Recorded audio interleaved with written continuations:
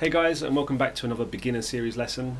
Today we're going to look at a thing to do with clarity, so a way that we want to achieve a nice clear sound across all strings, mainly focusing on when using chords. So if you're playing single note lines or lead guitar, this really doesn't apply in the same way because we have to just play one note at a time, and it doesn't really matter what's happening with the strings neighbouring.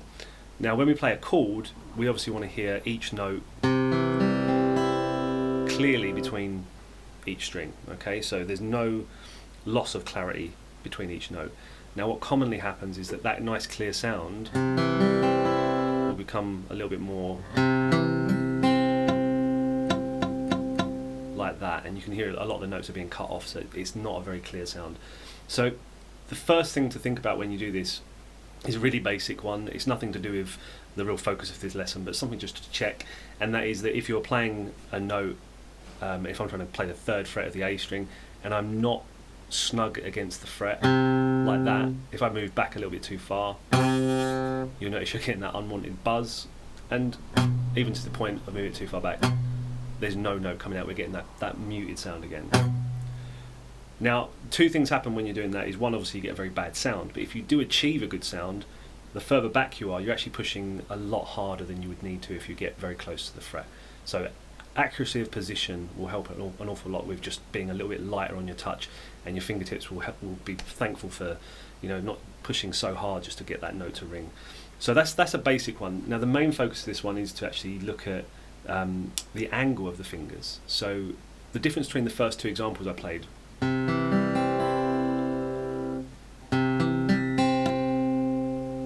you probably notice I'm just doing this little rotation with the fingers.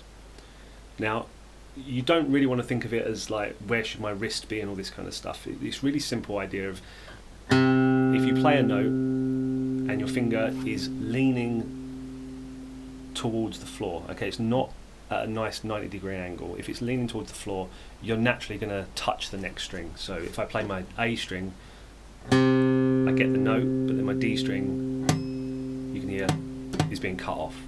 Now if I just rotate that so that the fingertip is at 90 degrees, we can hear that we're getting a note. So that is basically the simple approach to clarity when you're playing chords. Now the problem with this comes that if you have 1 or 2 note chords, this is easy. You know, if you're playing E minor, you'll notice you get a very clear sound without much hassle.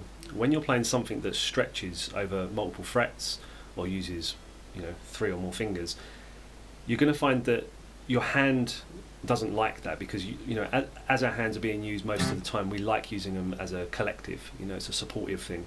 Now when we play chords, we're playing very, very individual things. Like each finger has a role, and it shouldn't be affected by its neighbouring finger. Now naturally it is, because of the way that we use our hands. So over time you'll hear this word dexterity quite a lot.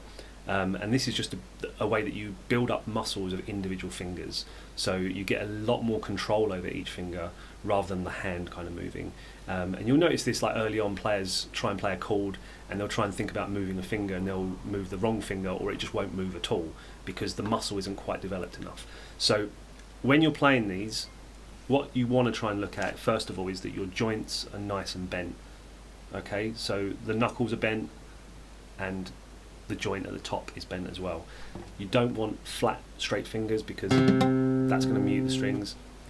And the one that I think people do shy away from, it's why they sort of end up playing the wrong way for quite a while, is because if you put your finger on the tip of the finger, which is where you get the good angle, you're right on the very top of the finger, and obviously that's a very sensitive spot for people, especially early on. So it feels a little uncomfortable, it can feel quite sore. But if you stick with it, you'll notice that it starts to get a lot better, and you're going to build up some calluses on your fingers, and it doesn't hurt. Like any player will tell you after the first few months of playing, they're not going to get any sores on their fingers at all. So just try and improve that little angle when you're playing chords. Now, going back to what I said at the start, if you are playing lead guitar stuff, unless you're playing things that need like double stops of any kind, you might get things like Brown Eyed Girl, which uses that kind of thing. You need to obviously angle your fingers to get both the notes. But if you're playing normal single line phrases, you can have your fingers at any angle, and you'll notice players have a much more relaxed style. So this is very much for chord clarity.